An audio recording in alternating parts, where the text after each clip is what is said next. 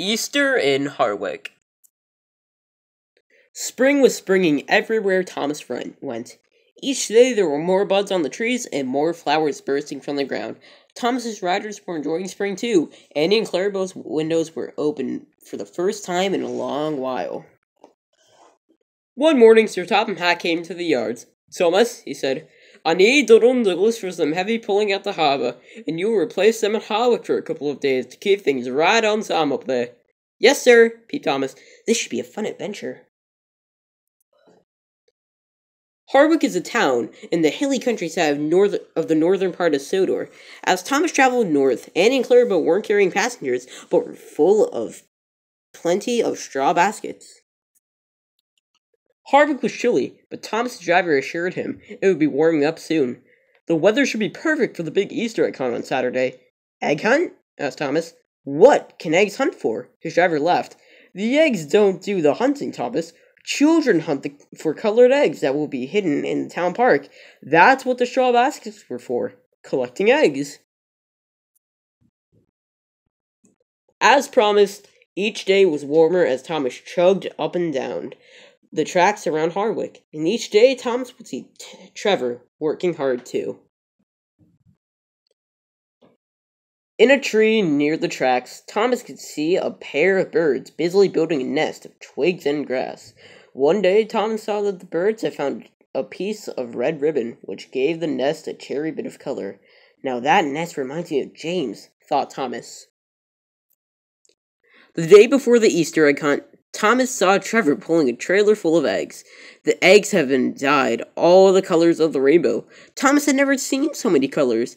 He waited for Trevor as he went down the muddy road.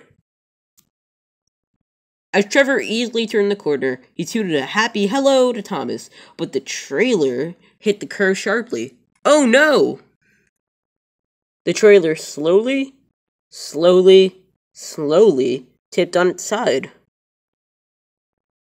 Hundreds of Easter eggs slipped off the trailer and rolled down the hill. They tumbled in faster and faster down the greasy slope. Some eggs got stopped by flowers and thick clumps of grass. Some rolled to the edge of the stream. A few eggs made it all the way to the fence around Farmer Daly's garden. "Oh no!" cried Trevor. "How are we going to get all these eggs gathered into town in time for the Easter egg hunt tomorrow?" And then suddenly Thomas smiled. "I think I have an idea." The next morning there were many children and their families at the town park. There was a big sign announcing the Easter egg hunt, but there were no baskets, and worse yet, there were no Easter eggs.